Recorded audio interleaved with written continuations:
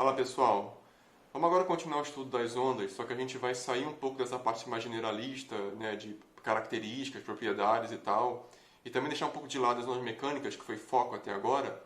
Vamos falar agora sobre as ondas eletromagnéticas, que está dentro de uma coisa chamada espectro eletromagnético. Tá?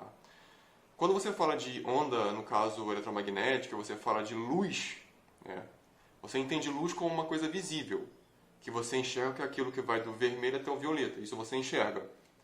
Só que nossos olhos são sensíveis a isso, somente. Isso não quer dizer que, por exemplo, todo animal só vai enxergar isso. Tem animal que não enxerga nem isso. E tem animal, por exemplo, como a cobra, que consegue enxergar também o infravermelho. E tem uma visão que a gente chama de térmica. Né? Então, cada olho, né, tem uma estrutura diferente, logo vai enxergar coisas de forma diferente. Normal, você já ouviu falar disso. Agora, isso não quer dizer, então, que luz é só aquilo que nós, seres humanos, enxergamos. Por exemplo, o Wi-Fi está passando aqui. Eu não enxergo. Você não enxerga. Não somos capazes de enxergar o Wi-Fi. Mas isso quer dizer que não é uma luz? Ou ela também é uma onda eletromagnética, como a luz visível é? Esse é o lance. Tudo isso faz parte do espectro eletromagnético. A diferença, evidentemente, é que tem coisa que a gente enxerga e coisa que a gente não enxerga. Tem luz visível e luz não visível. Tudo bem? Então a gente vai falar um pouco sobre cada parte desse espectro, incluindo a parte visível e não visível. Observa aqui que eu tenho só uma demonstraçãozinha de uma onda que ela está longa, né? Fica menos longa, menos longa, menos longa e cada vez menos longa. Lembrando que o tamanho da onda é aquele tamanhozinho dela, né? Que ela sobe, desce, sobe de novo. Mas se você tem uma ideia, o que está acontecendo daqui para cá? É o que você tem que entender. Daqui para cá, eu tenho uma onda que está cada vez ficando menor. Só que lembra, quanto menor for o tamanho e o comprimento da onda, maior vai ser o quê? Sua frequência. Então entenda isso que é importante no espectro eletromagnético. Para lá, o que eu tenho é uma onda mais comprida, mas com menor frequência. Para cá eu tenho uma onda menos comprida, menor, só que com uma frequência maior. Ela vai se repetir mais vezes do que aqui. Então para lá cresce frequência, e para lá cresce o comprimento da onda, né?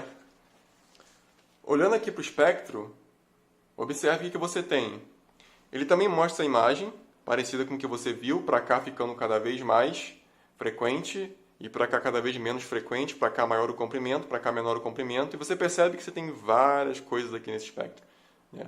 Por exemplo, as ondas mais longas são as ondas de quê? Ondas baixas, ondas de rádio. Tá? Elas são ondas enormes, né? Depois você, no outro material lá, você vê em mais detalhes exatamente como é que é toda a parte numérica, etc. Aqui a gente vai falar uma parte mais teórica. Tá? Então a gente tem as ondas de rádio.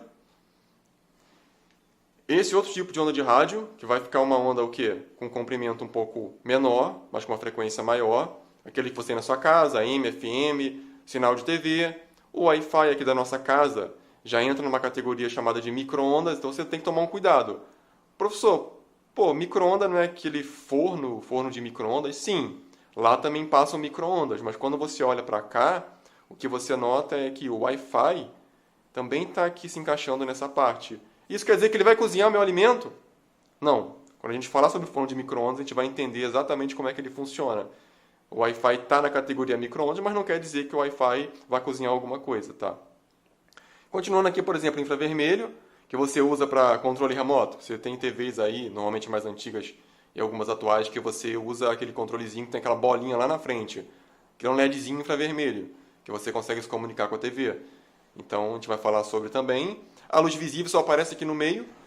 Então, você nota que a luz visível, ela aparece numa parte bem distante aqui, ó. É uma onda que não é tão longa quanto as ondas de rádio, micro-ondas. Não chega nem no infravermelho, obviamente. E também não é uma onda pequena e muita frequência como as que vem depois. Ela está mais ou menos aqui no meio termo, e isso é o que a gente enxerga. Para lá não enxergamos e para cá também não enxergamos.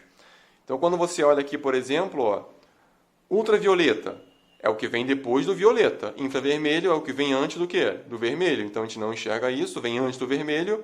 Ultravioleta também não enxergamos. A gente vai falar sobre ele também ali, tem muito a ver com o Sol. Raio-X, exatamente isso que está pensando. O exame, quando você se machuca e tem que tirar uma chapa lá, né, fazer um raio-x para ver se você quebrou algum osso, fraturou. Exatamente, o raio-x tem a ver com isso. Repara que a partir de um certo ponto a gente vai ter uma radiação chamada de não ionizante e ionizante, tá? A gente vai falar sobre isso também.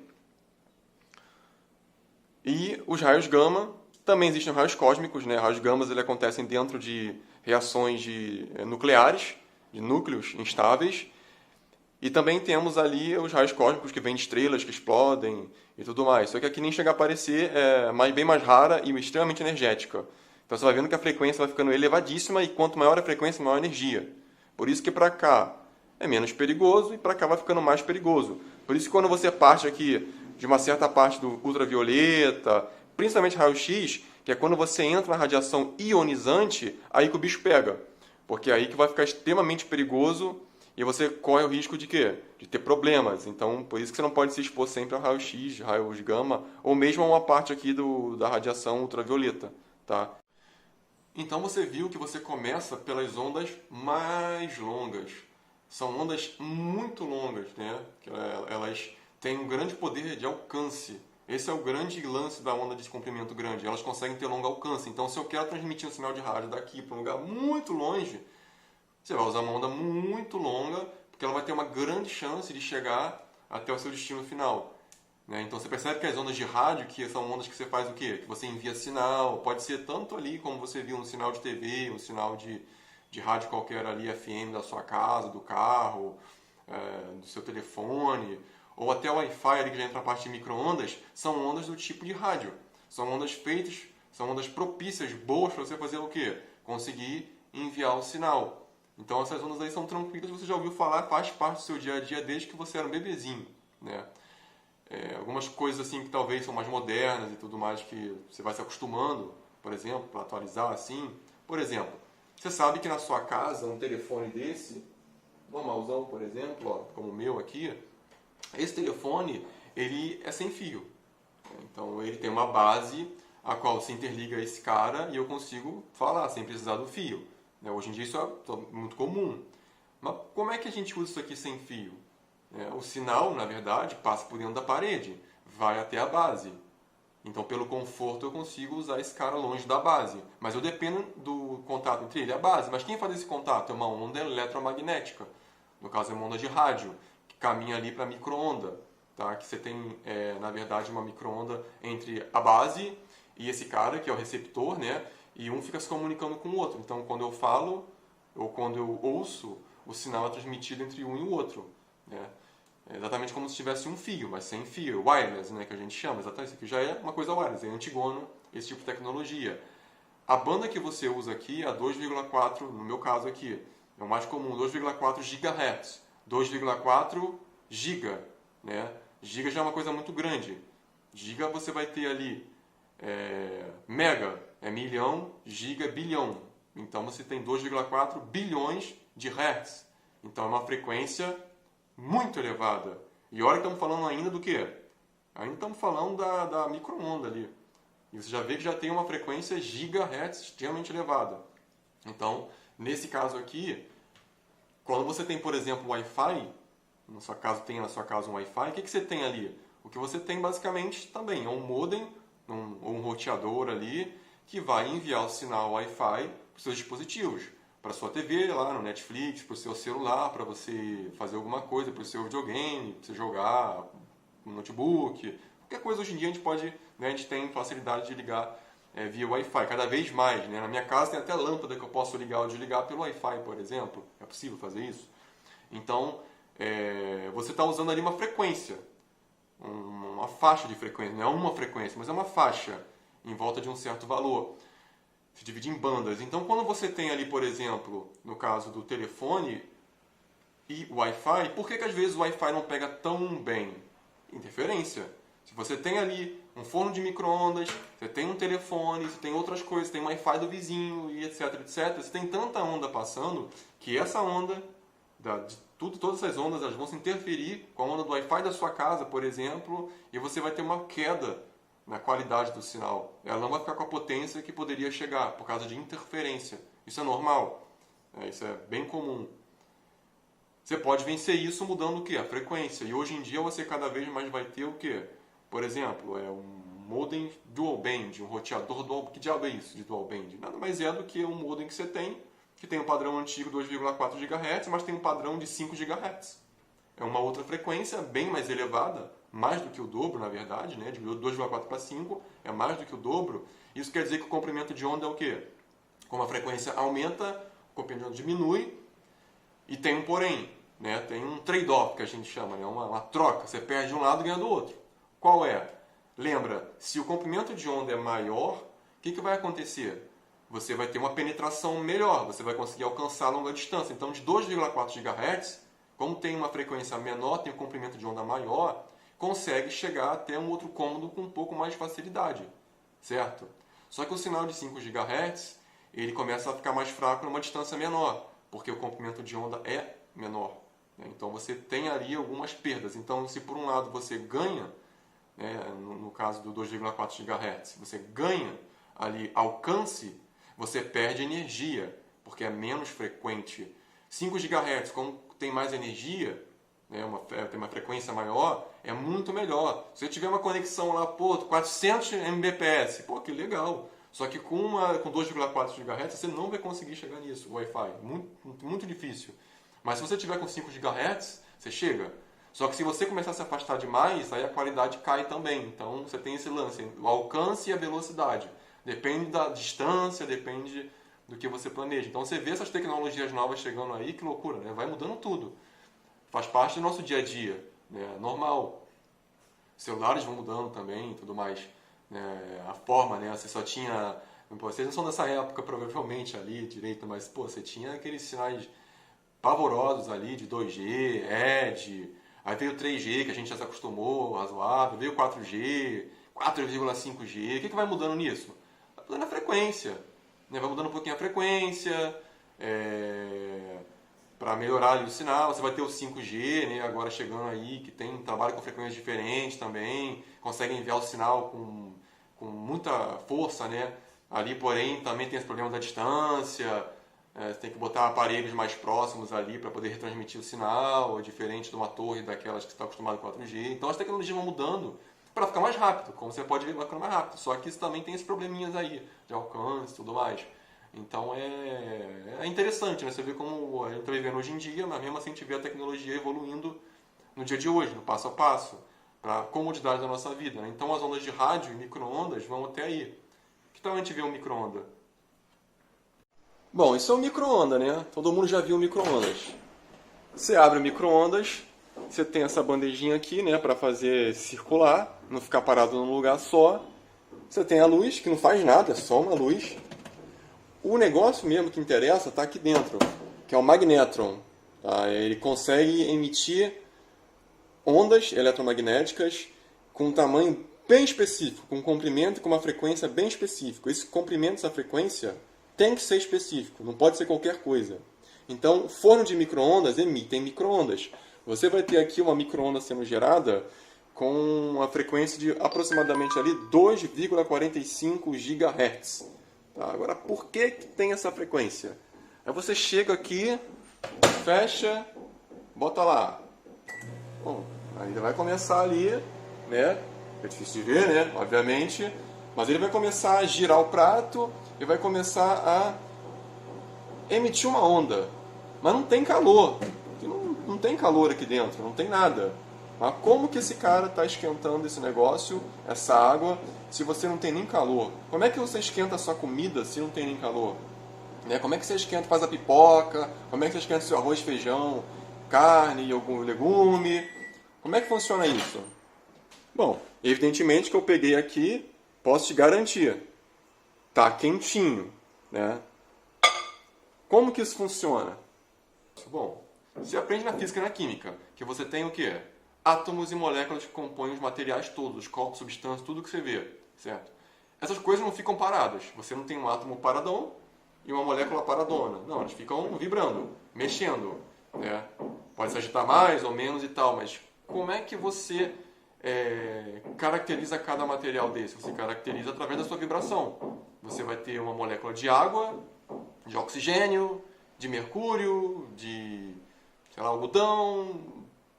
Cada um tem uma vibração diferente. São compostos de coisas diferentes que se mexem de maneira diferente. Existe uma coisa chamada ressonância. É basicamente o seguinte, eu faço sobre isso depois também. Se você pega uma criança e empurra ela lá naquele balanço, pô, ela está parada, ela tem um peso ali, ela tem uma massa. Então, quando você empurra, dá um trabalho. Quando ela volta, você não tem que ter o mesmo trabalho. Né? Já está em movimento, você não precisa de novo empurrar ela. Não, você só dá aquele o quê? Toquezinho. Quando ela voltar, você dá um toquezinho e ela vai ficando cada vez mais alta. Você, de uma certa forma, está criando ali uma ressonância. Você está estimulando o movimento repetitivo. Você está estimulando o movimento contínuo. Então, quando você vê ali o micro-ondas agindo, o que ele quer fazer?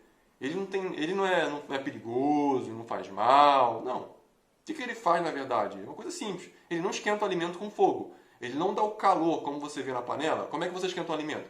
Você dá calor. Você tem uma fonte de calor, que você dá calor, e vai aumentar a energia ali do próprio material, né, térmica no caso, e ele vai ficar mais quente. A água vai ficar mais quente, o alimento também. Só que no micro-ondas não. Como quase todos os alimentos ali praticamente têm água dentro, pode ser em maior ou menor quantidade, mas tem água. Se eu conseguir fazer algum jeito dessa água se esquentar, eu consigo esquentar tudo. Então o que eu tenho que fazer? Eu tenho que estimular essa água a esquentar. E nisso que entra a ressonância. Como a molécula de água, H2O, ela vibra de uma certa forma, é da natureza do H2O, da água, vibrar de uma certa forma, se eu conseguir dar esse empurrão, exatamente como no balanço, e quando ela está mexendo, eu vou lá, estimulo ela e faço ela vibrar da mesma forma ali, só que com cada vez maior intensidade. Né? Cada vez maior intensidade. Como a criança mais alta no balanço, vai chegar um momento em que eu vou conseguir fazer ela agitar a ponto de esquentar. Lembra, quando você esquenta com fogo, você está fazendo as moléculas se agitarem mais. Elas estão agitando menos, elas vão agitar mais. Certo? Agora, o lance é a frequência. Qual é a frequência com que a água vibra? Se eu conseguir estimular com a mesma frequência que eu estivesse fazendo isso no balanço da criança, então eu consigo fazer basicamente ela ganhar energia, e ela vai se agitar cada vez mais, vai ficar cada vez mais violento ali o movimento dela. Isso é o aquecimento. Lembra? Aquecer, agitação, dilatação, tudo isso está interligado. Então o objetivo, eu pegar um tipo de onda, no caso a micro-onda, que faça a água se agitar naquela frequência exatamente. Então com 2,45 GHz eu consigo fazer a ressonância perfeita com a molécula de água. Com isso ela se agita mais, ela esquenta, com o tempo ela vai começar a esquentar, e o alimento ali dentro, que é composto, grande parte, de água, por consequência também se esquenta. Então você só está estimulando a vibração natural da água. Agora, faz mal? Não. Né? Assim, é muito comum você ouvir aí que faz mal, dá câncer, não sei o que. Cara, não. Não faz mal. Porque é o seguinte, você tem um tipo de radiação ali, que é uma radiação que tem menos energia do que a radiação da luz visível, da luz que vem do sol, da lâmpada. Não é uma radiação tão energética. Porém, sim, existe o lance de vibrar na frequência da água. Aí você pensa o seguinte, bom, se cozinha um alimento, me cozinharia, claro. Pega um animal, um rato. Evidentemente que ele tem muita água dentro dele como a gente tem. Se você colocar um animal no micro-ondas e esquentar, o que vai acontecer? Óbvio. Assim como você cozinha uma pipoca, que faz ela cozinhar, ou seu arroz, feijão, que faz ela cozinhar, graças ali à ressonância ali que acontece entre a micro-onda que é enviada e a água dentro do alimento, é que evidentemente que você vai cozinhar.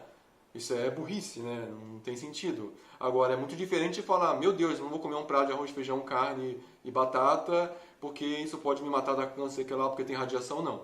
Essa radiação não é ionizante, não vai acontecer nada. Ela não vai te causar nenhum mal e nem ao alimento. Ele só está fazendo a água vibrar assim, ficar mais agitadinha ali, vibrar mais e pronto. Só isso.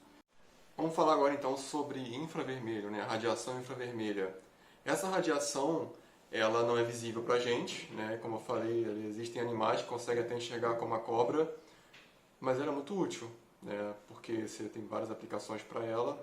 Por exemplo, você tem um controle remoto, né? Ali da TV, controle normalzão. Você usa ele para poder ter um sinal emitido por aqui, que vai se conectar com a TV, que vai ser o receptor, e vai dizer, se eu apertei esse botão, ele quer dizer aumentar o volume. Basicamente isso. Se eu apertar esse outro, ele diminui o volume. Como é que ele vai entender isso? Por causa de um LEDzinho aqui infravermelho, que ele não emite luz. A gente não enxerga isso daqui, você não vai conseguir enxergar nada, porque é numa frequência em que você não enxerga, está abaixo do vermelho. Porém, a câmera, como essa daqui que está me filmando, ela já é diferente, ela é sensível a um pedaço do infravermelho, então ela vai conseguir captar, vai perceber que existe, vai emitir uma luzinha, ali vai representado por uma luzinha que vai aparecer na própria câmera. Isso é fácil de você ver e serve também para o seguinte: suponha que você tem um controle remoto e você não sabe se está com problema. Se você pegar uma câmera e ficar apertando os botões, você vai descobrir se algum botão não está funcionando ou se o controle morreu e tal. Então observe só que eu vou te apontar o LED aqui e eu vou apertar. Tá conseguindo perceber? Ó? Daqui eu estou vendo. Ele fica acendendo uma luzinha. Essa é a infravermelha, que a gente não consegue enxergar se a gente olhar diretamente, mas a câmera é sensível e consegue captar. Porém, a câmera só pega um pedaço desse infravermelho, que ele não é nada demais, né? Esse infravermelho daqui, ele é só... não é perigoso, não tem nada demais, é um tipo. Mas existem outros tipos. O responsável por aquecer. Então, como você bem sabe, você tem a luz do sol que vem até aqui, só que essa luz é visível e não visível. Você tem tanto ali o vermelho até o violeta, as cores do arco-íris e tudo mais que chegam até aqui, a luz branca, porém junto vem o infravermelho e o ultravioleta. Mas primeiro, agora falando do infravermelho, o que você tem não é exatamente parecido com o que está aqui. O que você tem é algo que realmente emite calor, né? É o que você sente quente do sol. Aquilo que você sente quente é o infravermelho. Quando você vai para a fisioterapia e você tem que fazer uma sessão, porque está com dores e tal, o que você faz? Muitas vezes, quem já foi sabe, vai ali para uma luz, né, infravermelha, que ela basicamente vai gerar um calorzinho, vai te aquecer para poder fazer você sarar ali, né? Então, quando você olha, por exemplo, o que você já viu antes aqui conosco, esse tipo de lâmpada, ela é muito ineficiente. Por quê? Porque isso aqui é infernal, é muito quente. Além dela simplesmente te enviar a luz visível, que é o que você quer, né? Óbvio, você quer uma lâmpada para acender, para ter luz. Ela também envia muito infravermelho, o que é ruim, né? Porque ela acaba aquecendo demais.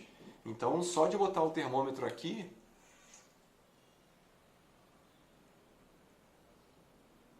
você vai notar que ele já mostra umas temperaturas muito elevadas ali.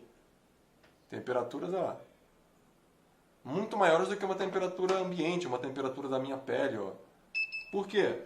Porque isso aqui é ineficiente. O que ele faz sim, esse filamento ele acende, beleza. Só que ele faz muito mais aquecimento do que a iluminação. Então não é uma lâmpada boa.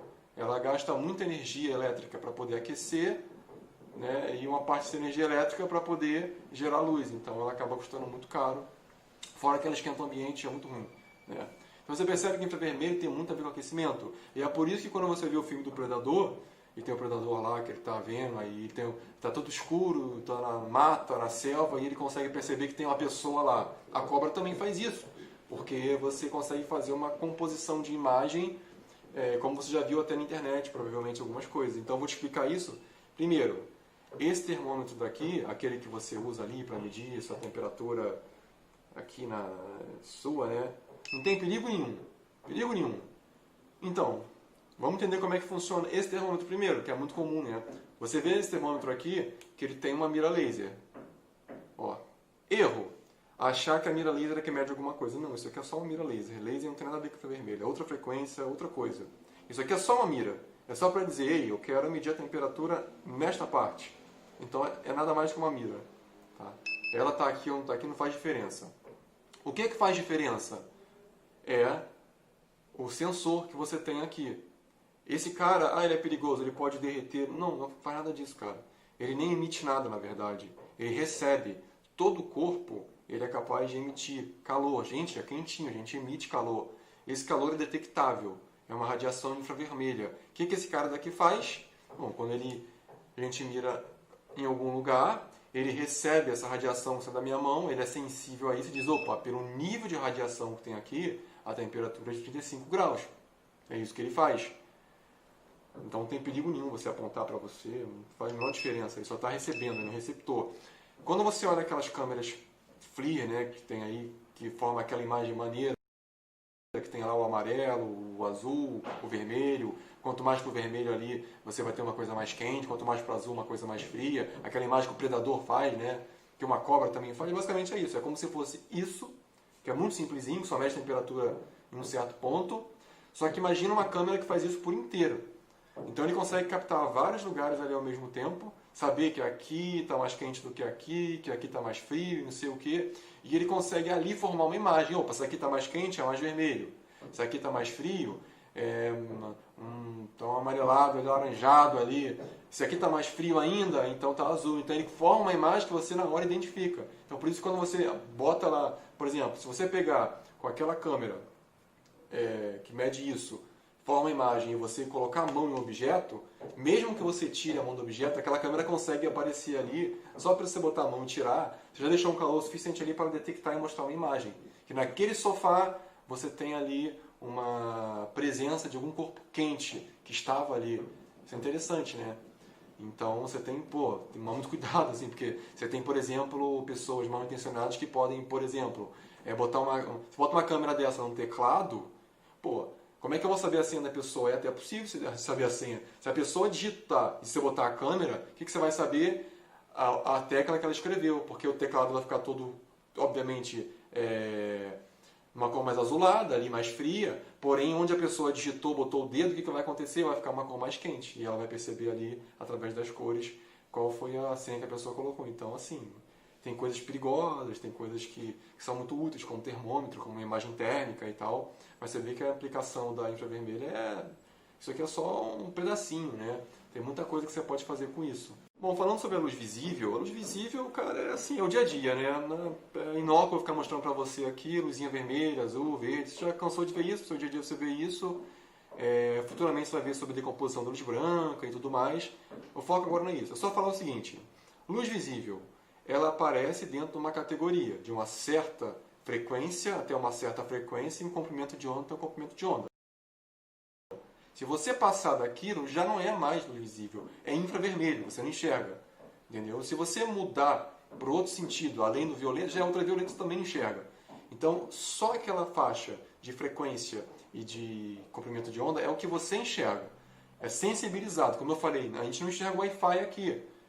Não tem como. A gente não enxerga. Eu não estou enxergando aqui minha radiação saindo do corpo infravermelho. Não tem como fazer isso. Eu sou uma cobra, certo? Então, quando você olha, por exemplo, não vou explicar em detalhes isso, porque isso aqui entra na parte de decomposição da luz branca, que, enfim, vem depois. Mas só para você ter uma ideia, quando você olha para um CD, DVD, poxa, tem um montão de cor, que bonito e tal, forma ali o arco-íris.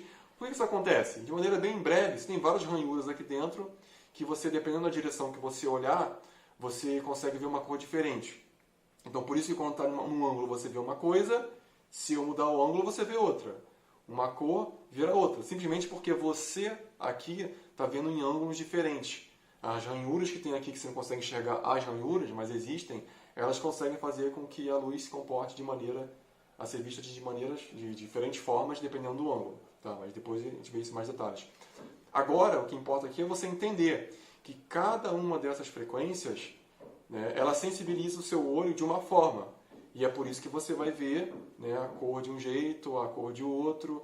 E você vai ver futuramente também ali, quando você olhar especificamente, né, a parte do olho humano, por que a gente consegue enxergar estas cores, um cachorro não consegue enxergar essas cores, nem um gato. Eles veem de maneira diferente, porque dentro do olho se sensibiliza de forma diferente. Mas as cores enxergáveis para a gente é o que você está vendo aqui. Ó. Você vai ter o violeta, você vai ter o laranja, você vai ter uma cor ali meio azulada, um azul bem vívido, você vai ter uma coisa mais arrosada, você vai ter uma coisa mais esverdeada, amarelada, alaranjada, ou seja, as cores do arco-íris. É isso que você vê ali. Que são basicamente apenas frequências diferentes. Mudou a frequência, mudou a cor. Se você tem uma frequência e você aumentar ela, você vai mudar de uma cor para outra. Se você diminuir a frequência, você vai mudar de uma cor para outra. Porém, evidentemente, se você ficar mudando demais a frequência, você pode entrar numa faixa de infravermelho. Não é mais uma cor visível. Aí vai ser uma cor invisível.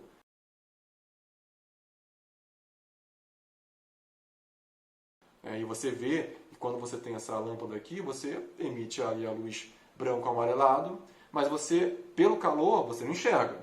Você não enxerga a radiação infravermelha, mas você sente o quente. Então isso quer dizer que está tudo misturado. E no Sol a gente tem exatamente isso, tudo misturado. Então, pessoal, vamos falar agora sobre a radiação ultravioleta, né? Existem 3 tipos de ultravioleta e mais um outro que não é muito comum aqui. Um tipo é o VA, tá? E esse daí entra na Terra com certa facilidade. Não é tão perigoso assim. Você tem também o UVB. Esse daí ele consegue ser bloqueado em alguma parte, né? E o UVC, que é bastante bloqueado.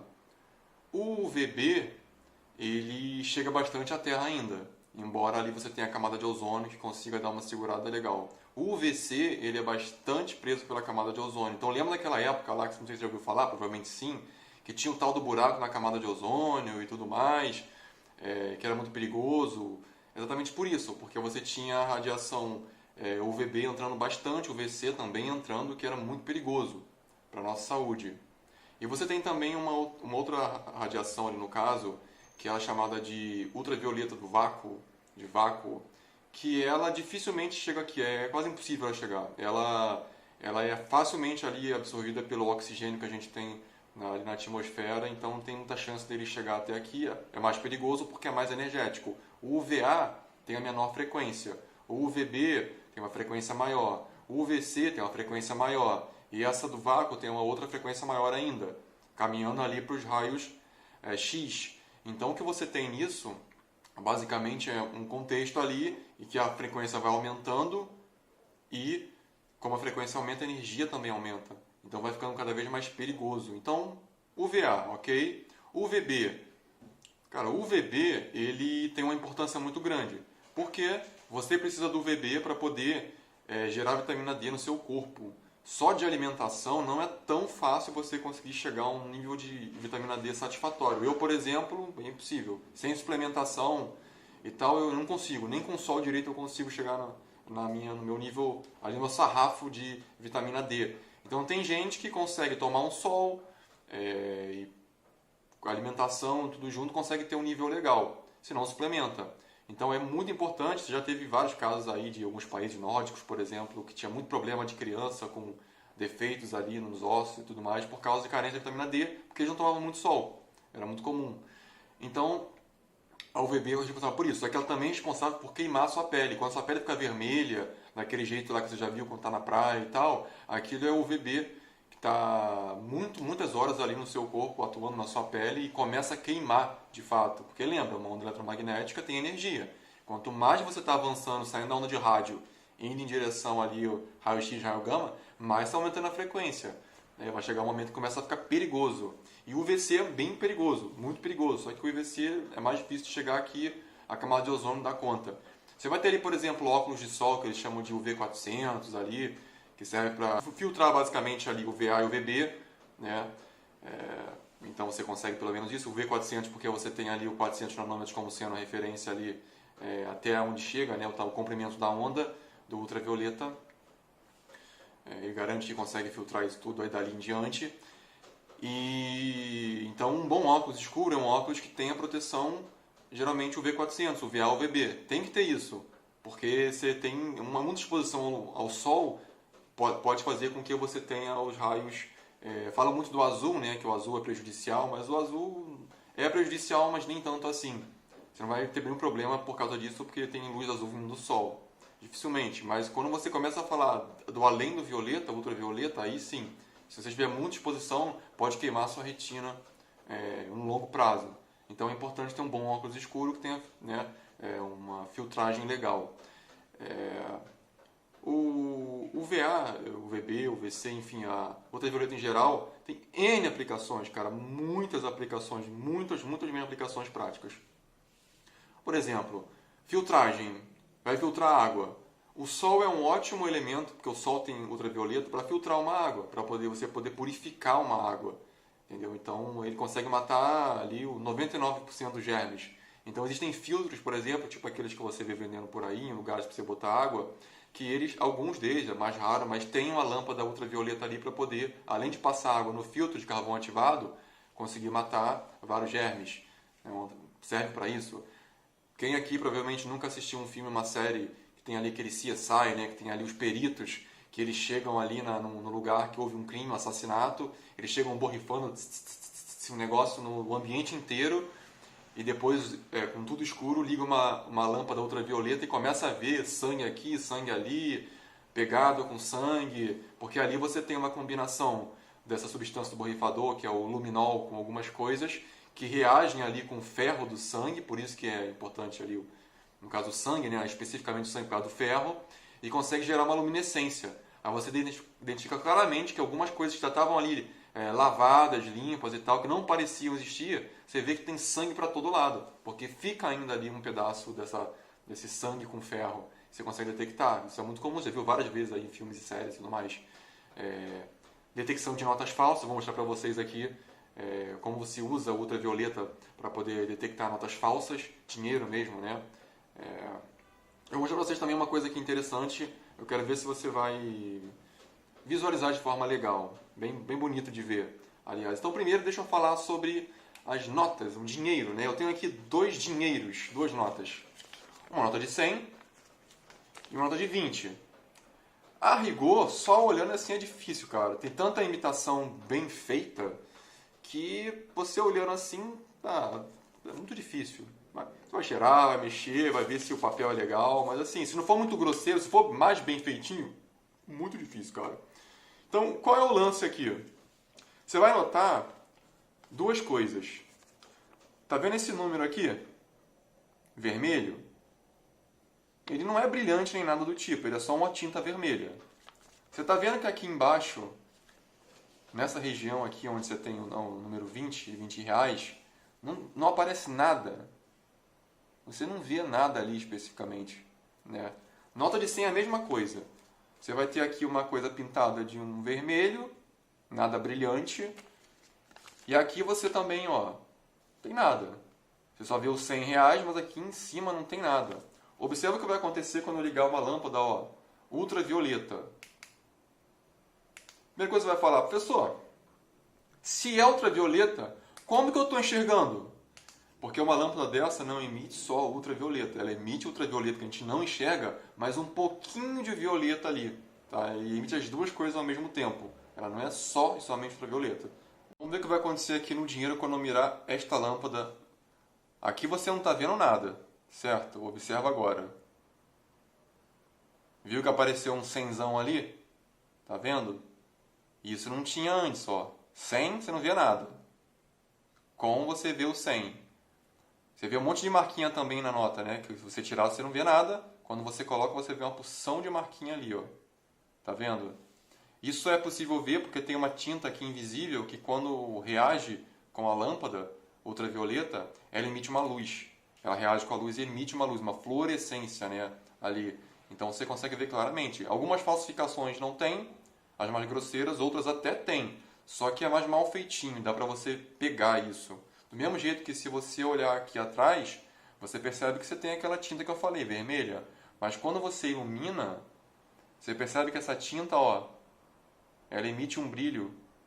Tá vendo? Bem brilhante ali. Notas falsificadas não são assim. Se você colocar essa lanterna aqui, você basicamente vai ver vermelho, vai ver a mesma coisa, não vai mudar nada. Você vai ter a tinta normalzona. Idem para a nota de 20. Ó, aqui em cima não tem nada. Quando eu mirar, ó, apareceu ali, vintão.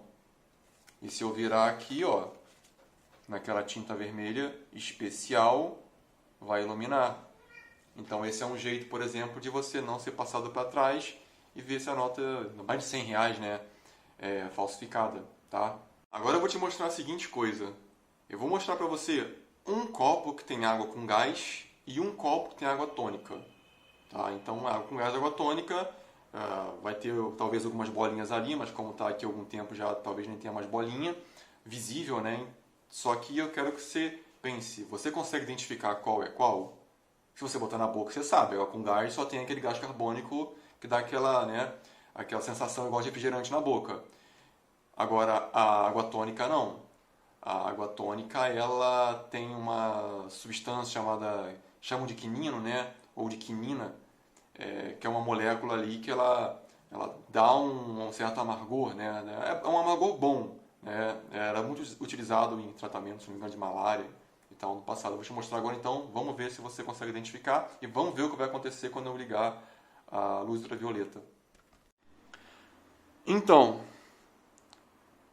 tem uma ali com pouco gás, quer dizer, tem muito gás se você botar na boca, mas já não tem mais ali, aparecendo que está completamente dissolvido ali dentro, e tem uma aqui que tem gás dissolvido e tem um gás que está subindo ali ainda.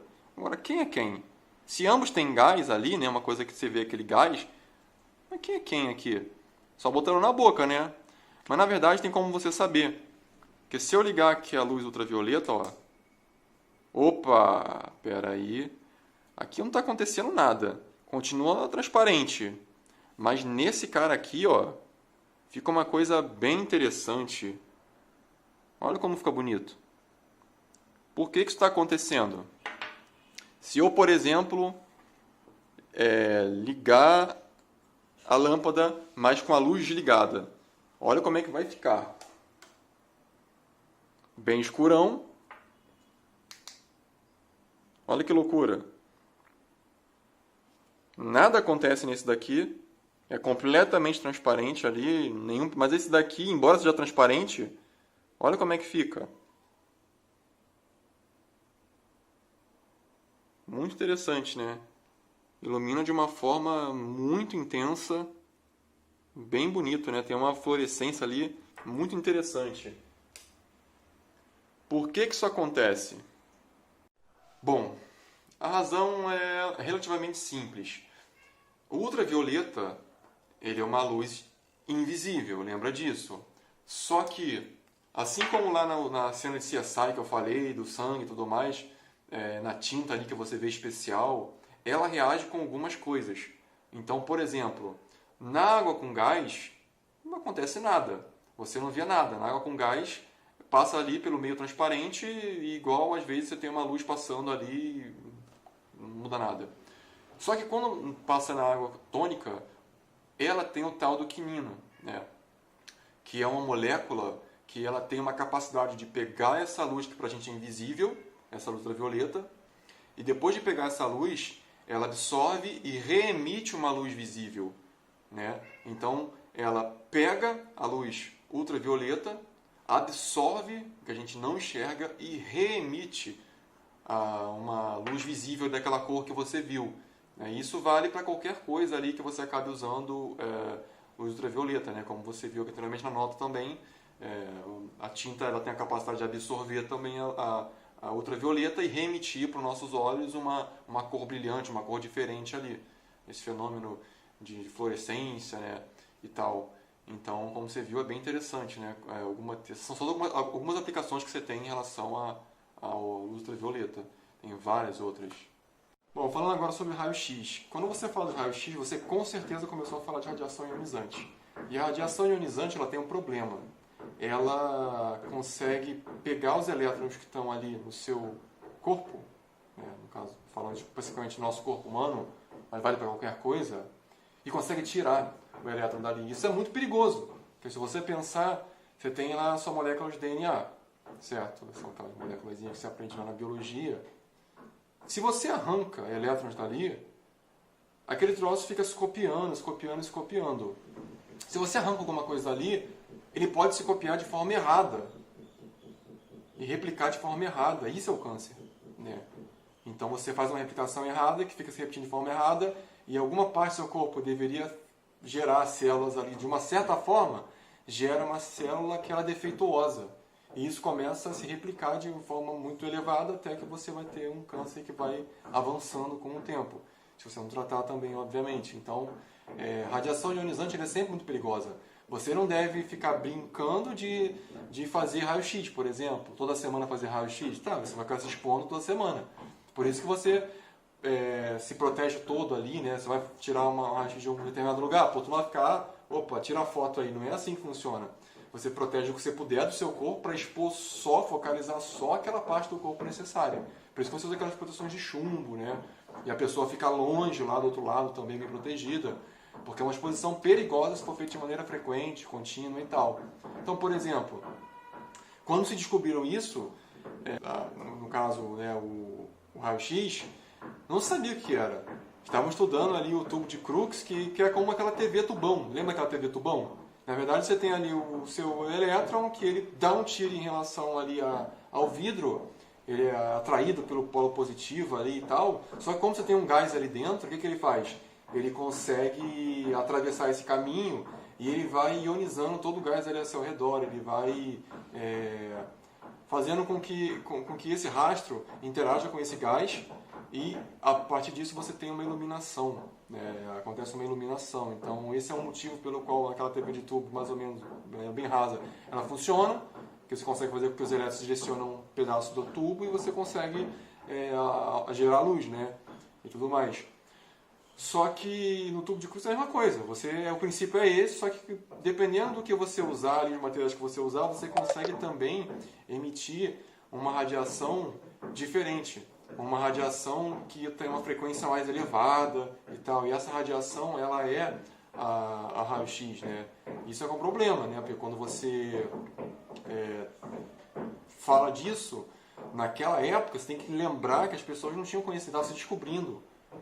Então, quando Röntgen ele descobre isso, ele descobre por acaso. Ele descobre vendo uma foto, vamos dizer, dali, meio da mão da mulher, tudo osso, com anel, uma coisa... Pô, como é que é a foto só do osso? Porque você conseguiu formar uma imagem ali numa chapa, né, fotográfica, né? Parece uma chapa fotográfica que você vê ali daquelas câmeras antigas, e aparece só a parte de dentro, não aparece o tecido, não aparece a pele, nada mole. Como é que isso acontece e tal? Bom, se você olhar aqui, por exemplo, uma chapa, ó, isso é uma chapa normal. Essa chapa aqui, ela é feita para a radiação ali que você tem do raio-x, ela é capaz de passar todos os tecidos mais moles, ou seja, a nossa pele, algumas partes musculares ali, mas umas partes um pouco mais densas, como o osso e algumas cartilagens e algumas outras partes do corpo, retém, não passa. Então, o que você tem aqui? Você acaba tendo aqui, por exemplo, o dente. Pô, o dente não vai passar, porque o dente ele é um ossinho, né? Então ele é diferente. O que vai acontecer? Como não passa, o filme permanece dessa forma. Aqui. Né? O que passa, ele atinge o filme, e como é que o filme fica? Escurecido. Por isso que o filme, quando você vê aqui na borda, ele é clarinho, tá vendo? Porque aqui nessa parte nada passa por ele. No osso, também nada passa. Porém, por onde ele passa, e esse raio-x ele bate aqui no filme, que fica naquela placa de metal que você vê, você basicamente vai ter tudo escurecido, em tons um pouco diferentes. Então você consegue saber ali, ó, por exemplo, o que é osso e o que não é. Você consegue ver uma fratura e tudo mais. Então quando você olha aqui, por exemplo, ó, aqui você também tem uma imagem dessa. Só que é uma imagem que é impressa. Hoje em dia muitos fazem isso, te entregam essa imagem impressa e não mais a chapa. Então você consegue enxergar tudo de maneira até mais fácil ali, né? Você consegue ver aqui a espinha, dorsal, você consegue ver aqui as costelas, né? Algumas outras coisas aqui no meio. E você consegue detectar se tem algum problema, alguma coisa que não deveria estar, alguma coisa mais densa dentro do seu tórax, ali, por exemplo, com a radiografia do tórax. Entendeu? Então, essa capacidade, né, é perigoso. Por quê? Porque a radiação ali, o raio-x, consegue passar a sua pele. E se dependendo de onde passar, pode danificar. Então, o ideal ali é evidente você não se expor em excesso, só para você poder saber se quebrou, aconteceu alguma coisa e tal. Aí você vê que basicamente ele passa pelos tecidos porque ele tem muita energia, ele é pequenininho, né? É uma radiação, como você está vendo, a coisa está crescendo em relação à frequência. Então, quanto maior é a frequência, maior é a penetração. Então, esse cara consegue penetrar ali na pele, mas não passa pelo osso. É essa radiação. Bom, você também tem ali nas suas matérias anteriores de Química e de Física, provavelmente, você viu ali algumas coisas relacionadas aos raios gama. Você tem lá o decaimento alfa, beta e gama, e o gama é o mais perigoso, o gama é uma radiação, é uma luz, né? Diferente do alfa e do beta, que são ali aquelas partículas. O lance aí é que esse troço é ainda mais energético, ainda mais perigoso, ainda mais ionizante, tem uma frequência mais elevada ainda. Isso quer dizer que o potencial desse troço é atravessar você e destruir uma célula sua, por exemplo, de DNA ali, pô, cara, é simplesmente enorme.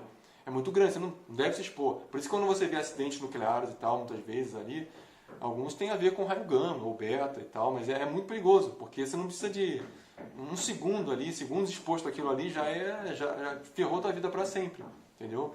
Então, a diferença do raio-x para o raio gama, em essência, assim, né, é como sempre, é igual da luz para rádio e tal. A frequência aumenta e o comprimento de onda diminui. Como o comprimento de onda diminui, ele é capaz de penetrar ainda mais em lugares pequenos.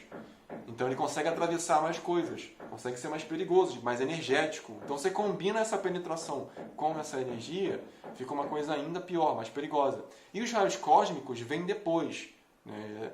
A gente está falando de, não é algo necessariamente vem do núcleo ali, do atômico. Ele já pode vir por uma estrela, uma supernova lá, uma explosão, há não sei quanto tempo atrás, ele emite, por exemplo, um próton. Um próton. É altíssima velocidade, altíssima energia. Isso, por exemplo, é um raio cósmico. Ele vai chegar até aqui na Terra, mas não é tão perigoso assim. E como você já estudou também, a Terra tem um escudo protetor. A Terra tem ali uma espécie de escudo formado pelo campo magnético dela. Você vê isso no magnetismo também. Então, quando uma partícula carregada ela vem até aqui, como no caso de um próton, ela bate escapole. Tá? É uma possibilidade. Como vem também, o Sol também emite muita partícula, bate escapole. Não chega até aqui. Mas pode acontecer também de você ter uma partícula como um próton ou o que for, que vem até aqui, entre na Terra, passa pelo escudo, mas como a gente tem uma atmosfera que tem muita partícula, ele não vai chegar até aqui inteiro. Ele vai colidir e vai formar uma cascata. Ele vai formar ali uma chuva de partículas, né? Um chuveiro de partículas. Você vai ter ali então o cara vindo e ele abrindo ali em outras partículas mais leves, partículas menos energéticas, menos perigosas. E quando chegar aqui na gente, aqui vai chegar elétron, muon, que são partículas que não tem nada demais, chegam centenas aqui na nossa mão a cada segundo, e você não tem nenhum problema por causa disso, porque não tem energia quase nenhuma. O perigo é se chegasse por inteiro aqui um raio cósmico e atravessasse a gente. Aí seria pior do que um raio gama. Só que isso não acontece, por isso que para os astronautas é importante, você está sempre pesquisando novos materiais de traje, novos materiais ali para fazer uma nave espacial e tal. Por quê? Porque eles, sim, eles não estão na Terra, não tem chuveiro nenhum. Vai vir partícula do Sol, vai vir partícula de uma estrela, tudo ali bombardeando. Então ele tem que estar o máximo protegido possível, porque ele não tem atmosfera para poder salvar ele. Aí se estuda materiais mais sofisticados, mais leves e tal, para poder fazer com que ele seja bem protegido e da forma mais simples e prática possível, que não atrapalhe mobilidade, desempenho da espaçonave, etc. Ok? Bom, pessoal, então como a gente fechou aqui, a gente já viu desde as ondas aqui, ó, mais longas de rádio, onda mais longa que foi chegando em ondas extremamente curtas, porém com a frequência aumentando demais aqui, saindo das ondas de rádio, micro-ondas, vimos ali o micro-onda em forno e tudo mais também, vimos a infravermelho, que tem a ver com aquecimento, a luz visível, que é só um pedaço aqui que a gente é capaz de ser sensibilizado a enxergar, vimos a ultravioleta, e a partir daqui a gente começa a ter a radiação ionizante, que é extremamente perigosa, né? Que tem os raios X, o gama, a frequência elevadíssima, e depois também os cósmicos. Então você vê que o espectro magnético, o que você chama de luz, na verdade é uma coisa muito mais ampla. Luz é isso, radiação ali você tem eletromagnética, né? São ondas eletromagnéticas. Só que pode ter uma frequência maior e menor, ou um comprimento de onda maior e menor. Isso vai definir se uma coisa é uma onda de rádio, luz visível, é raio gama. Mas a natureza da coisa é a mesma, são ondas eletromagnéticas.